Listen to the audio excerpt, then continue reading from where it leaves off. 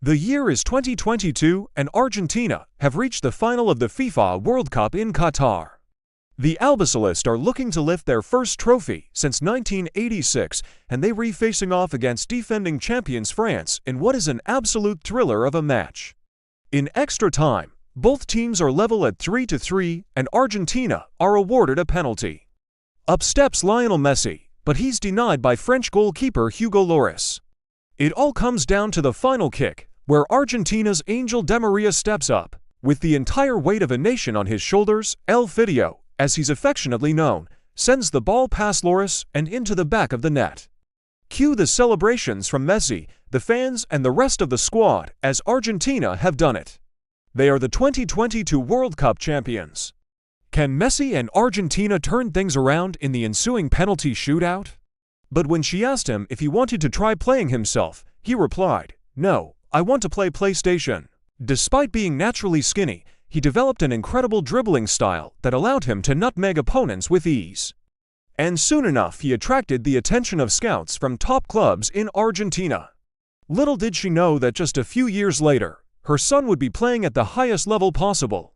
He quickly rose through the youth ranks at River Plate and made his professional debut on April 29, 2005, when he was just 17 years old, becoming the third youngest player ever to appear for the club. Although he wasn't getting many starts, he did come off the bench in the Champions League final against Manchester United. However, with the 2010 World Cup on the horizon, Di María wanted to start playing regularly once again. But with the loan spell over, he returned to Barcelona hoping to fight for a place in the starting lineup. Unfortunately, this wasn't the case, and after just one season, he was sold to Real Madrid for a fee of around €35 million. But once he did, he became one of the key players for Los Blancos. During his time at Real, he won the Copa del Rey, the UEFA Super Cup, and two FIFA Club World Cups, and so he returned to his native Argentina to play for hometown club Rosario Central on loan. And in doing so, he helped send Argentina to the final. Once again, Di María was seen as a disappointment. He couldn't live up to his potential on the biggest stage in world football. Since moving to the French capital, he's won 6 Ligue 1 titles, 4 Coupe de France trophies, and 3 Coupe de la Ligue titles. During his time at the Parc des Princes, he made 194 appearances, scoring 93 goals and providing 126 assists. During the 2013-14 season, he made 54 appearances and had a hand in 33 goals, scoring 17 and assisting 16, and he was included in the 2014 World Cup squad. He was instrumental in Barcelona's 2-0 victory. He might not be the most naturally gifted player, but his sheer determination and willpower to succeed makes him one of the greatest players of his generation. And if you enjoyed the video, don't forget to subscribe so you never miss an upload. Thanks for watching. Well, the Paris Saint-Germain forward has other ideas as he slots home his spot kick and sends the crowd wild. So when Jose Mourinho took charge of Real Madrid, he too was brought in as a winger. At the Bernabeu, he played alongside the likes of Cristiano Ronaldo, Mesut Ozil, Karim Benzema, and Sergio Ramos. In fact, he still had to do odd jobs to help out. In an interview with ESPN, he said, "I remember when I was 16 or 17, I used to go to work with my dad to help him transport sacks of coal." At just 19, Di María signed with the Catalan Giants for a fee in the region of €20 million. He was expected to play alongside Ronaldinho, Deco, Samuel Eto'o, and Ludovic Giuli in the attacking department. Sometimes there were more sacks than we could carry, so we would put them on my little Suzuki Vitara. We would load it up until it was overflowing, and we would continue on our way. My dad would drive, and I would sit on the sacks in the passenger seat so that it wouldn't move.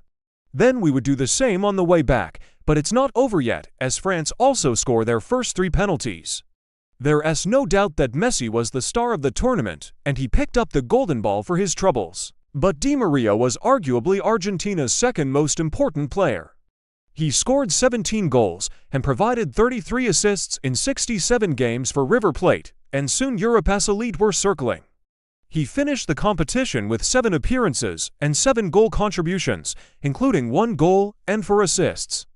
And it was his strike in the 36th minute of the final that proved decisive, sending Argentina on their way to victory just like Messi, football was the last thing on young Angel's mind when he was growing up. In fact, it was actually his mother who was the biggest influence in getting him involved in the beautiful game, and making him only the fourth player to score in 2 World Cup finals.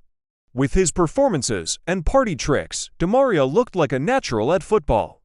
But did you know that when he was younger, he had to work as a coal transporter to help make ends meet?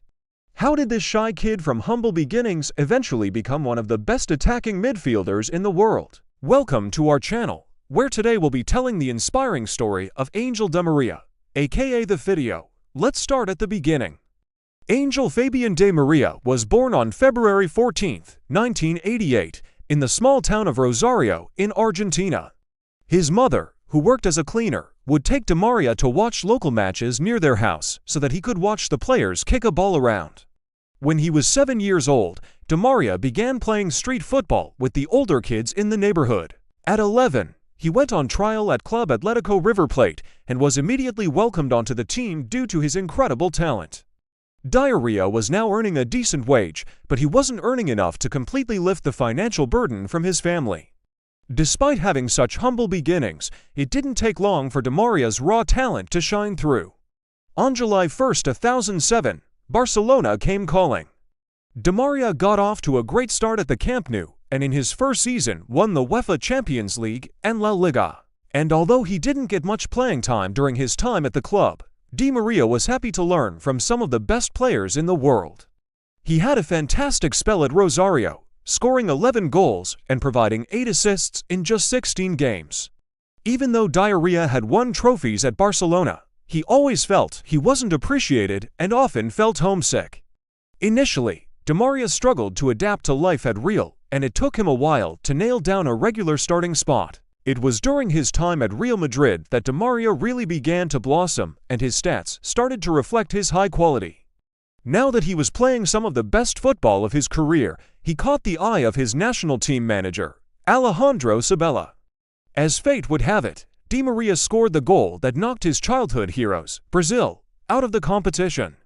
However, in the final against Germany, Argentina fell to a last-gasp Mario Götze winner and had to settle for second place. After the World Cup, Di María left Real Madrid to join Paris Saint-Germain on a 5-year deal worth a reported €63 million. PSG fans loved the diminutive winger. Not only was he exciting to watch, but he was also an integral part of the team. But his crowning glory came in December 2022 when he helped Argentina win the 2022 FIFA World Cup in Qatar. So there you have it, the story of how Angel Di María went from delivering coal to scoring goals that changed history. What do you think of Di María's story? Let us know your thoughts in the comments below.